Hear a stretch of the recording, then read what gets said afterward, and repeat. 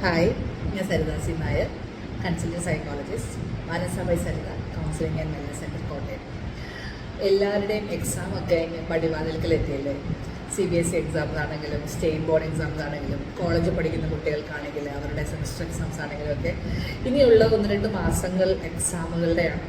So commonly എനിക്കിവിടെ വരുന്ന ചെറിയ കുട്ടികളായിട്ടുള്ള ക്ലയൻസ് എല്ലാം ഫേസ് ചെയ്യുന്ന ഒരു പ്രശ്നം എക്സാം സ്ട്രെസ്. എങ്ങനെ പഠിക്കും, പഠിച്ചതൊക്കെ എങ്ങനെ ഓർത്തിരിക്കും, മെമ്മറി എങ്ങനെ കൂട്ടും, ഇങ്ങനെ പല പല ക്വസ്റ്റ്യൻസാണ്. ഈ അടുത്ത കാലത്തായിട്ട് വരുന്ന കോളുകളും എല്ലാം തന്നെ അങ്ങനെ അതിനെ ബേസ് ചെയ്തിട്ടുള്ളതാണ്. അപ്പോൾ ആ ഒരു വിഷയത്തിനെ പറ്റി ഒരു ചെറിയ വീഡിയോ ഇടാമെന്ന് അതാണ് ഞാൻ വിചാരിച്ചത്. എക്സാം എന്ന് പറഞ്ഞാൽ ഒരു പേടിപ്പെടുത്തുന്ന ഒരു സംഭവമായിട്ട് അല്ലെങ്കിൽ വളരെ സ്ട്രെസ്ഫുൾ ആവേണ്ട ഒരു കാര്യമായിട്ട് പലരും ഇപ്പോഴല്ല പണ്ട് മുതലേ കാണുന്നുണ്ട്. ചെറിയൊരു സ്ട്രെസ്സൊക്കെ നല്ലതാണ്. അതായത് സ്ട്രെസ്സ് തന്നെ 2 തരമുണ്ടെന്ന് നമ്മൾ പറയാറുണ്ട്. യൂസ്ട്രെസ് അല്ലെങ്കിൽ ഡിസ്ട്രെസ്. അങ്ങനെ നല്ല സ്ട്രെസ്സിനെ നമ്മൾ യൂസ്ട്രെസ് എന്ന് വിളിക്കും, മോശപ്പെട്ട സ്ട്രെസ്സിനെ ഡിസ്ട്രെസ് എന്ന് വിളിക്കും.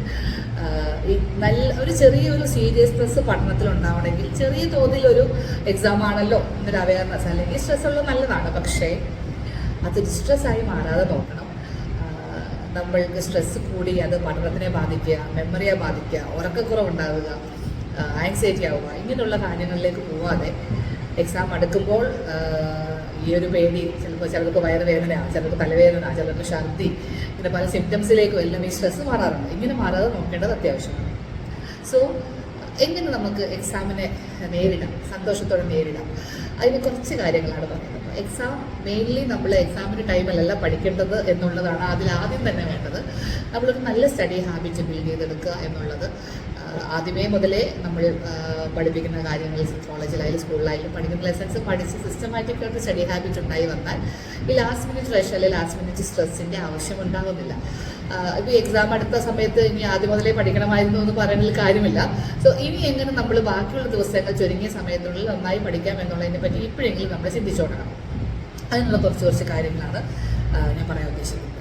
ഫസ്റ്റ് ഓഫ് ഓൾ, നമ്മൾക്ക് ഗുഡ് സ്റ്റഡി ഹാബിറ്റ്സ് ഉണ്ടാകുന്നതുകൊണ്ടുള്ള ഗുണം എന്താണെന്നുള്ളതാണ്.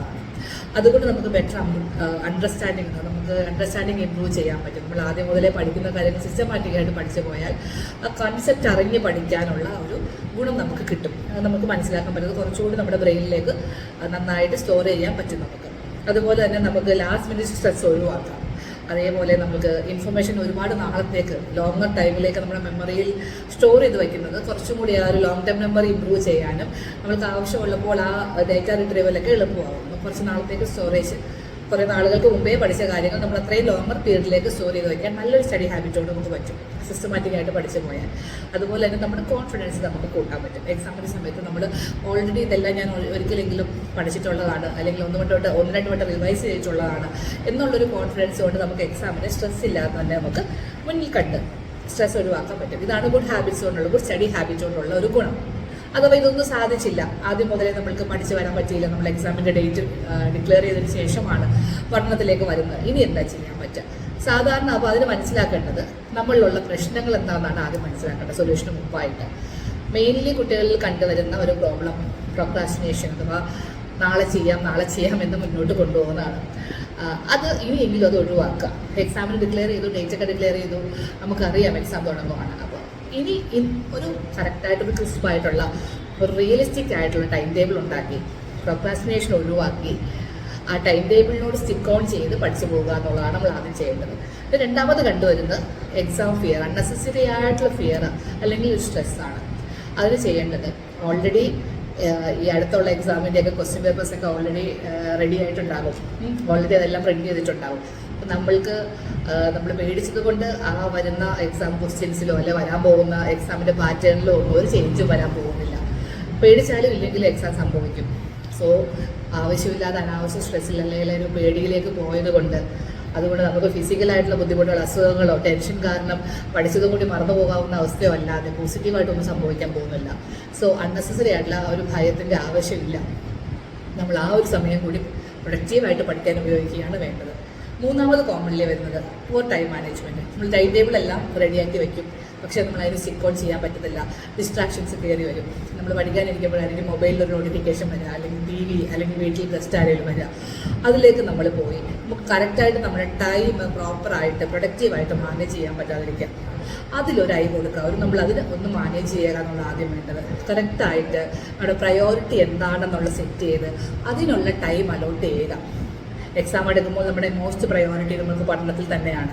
സോ അതിനായിട്ട് എന്താണ് വെരി ഇമ്പോർട്ടൻ്റ് ആൻഡ് വെരി അർജൻറ്റായിട്ട് ചെയ്യേണ്ട കാര്യം ഈ സമയത്ത്, അതുപോലെ ടൈം അലോട്ട് ചെയ്ത് പ്രോപ്പർ ടൈം മാനേജ്മെൻറ്റിലൂടെ പഠിക്കാനുള്ള ഒരു സ്ട്രിക്റ്റ് ഒരു സ്ട്രക്ചർ ഉണ്ടാക്കി അതിന് സ്റ്റിക്ക് ഔട്ട് ചെയ്യുക എന്നുള്ളതാണ് അതിനുള്ള സൊല്യൂഷൻ.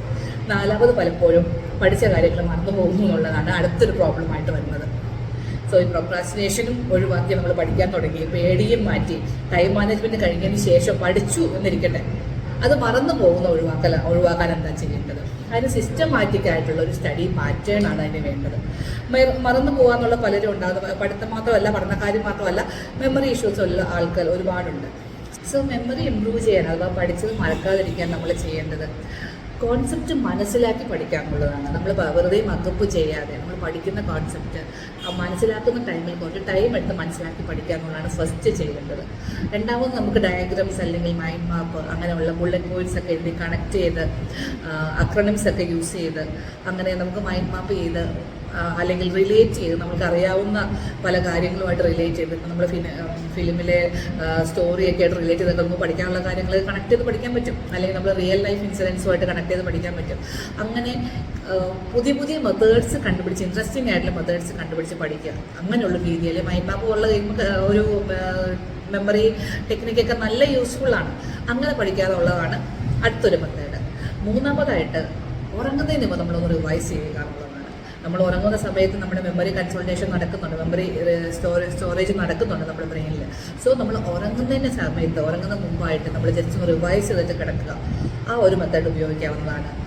പിന്നെ നമ്മൾക്ക് വേറൊരാളെ പഠിപ്പിച്ചു കൊടുക്കുന്ന മെത്തേഡ് ഉപയോഗിക്കാം. പഠിക്കുന്നതിനേക്കാൾ എഫക്റ്റീവാണ് പഠിപ്പിച്ചു കൊടുക്കുന്നത്. സോ പഠിച്ച കാര്യങ്ങൾ നമ്മുടെ മുമ്പിൽ ഒരാളൊന്ന് സങ്കല്പിച്ച് അയാളെ പഠിപ്പിച്ചു കൊടുക്കുന്ന പോലെ, അല്ലെങ്കിൽ വീട്ടിൽ ആരുടെയെങ്കിലും മുമ്പിൽ പഠിപ്പിച്ചു കൊടുക്കുന്ന പോലെ നമുക്ക് ഉപയോഗിക്കാം. ആ ഒരു മെത്തേഡ് ഉപയോഗിക്കാം. അതുപോലെ നമുക്ക് പഠിച്ച കാര്യങ്ങൾ നമുക്കൊന്ന് ടെക്സ്റ്റ് ക്ലോസ് ചെയ്തിട്ട് എഴുതി നോക്കാം. ഇങ്ങനെ പല മെത്തേഡ് ഉപയോഗിച്ച് നമുക്ക് മെമ്മറി ഇമ്പ്രൂവ് ചെയ്യാൻ പറ്റും. ഇങ്ങനെ നമുക്ക് മെമ്മറി ഇമ്പ്രൂവ് ചെയ്യുന്ന എക്സാമിൻ്റെ തലേദിവസം അല്ല ചെയ്യേണ്ടത്. അതോടെ ഓർക്കുക, എക്സാമിൻ്റെ തലേദിവസം ഓവറായിട്ട് നമ്മൾ യൂസ് ചെയ്യുന്ന ബ്രെയിൻ വർക്ക് ചെയ്യിച്ചാൽ നമ്മൾ ചിലപ്പോൾ പഠിച്ച കാര്യങ്ങൾ കൂടി നമുക്ക് എഴുതാൻ പറ്റാത്തൊരവസ്ഥ വരും. സോ റിവിഷൻ ടൈമിൽ ഇങ്ങനെയുള്ള കുറേ മെത്തേഡ്സ് ഉപയോഗിക്കുക. അതുപോലെ തന്നെ ഏറ്റവും അത്യാവശ്യമായിട്ട് വേണ്ടത് ഇവിടെ പോസിറ്റീവ് മൈൻഡ് സെറ്റും നമ്മുടെ ലൈഫ് സ്റ്റൈൽ ഒരു ചേഞ്ചുമാണ്. ഹെൽത്തി ആയിട്ടുള്ള ഫുഡ് കഴിക്കുക, ആവശ്യത്തിനുള്ള ഉറക്കം നമുക്ക് ആവശ്യമാണ്. അതുപോലെ ശരീരം ഡീഹൈഡ്രേറ്റഡ് ആവാതെ നോക്കണം, നന്നായി വെള്ളം കുടിക്കണം.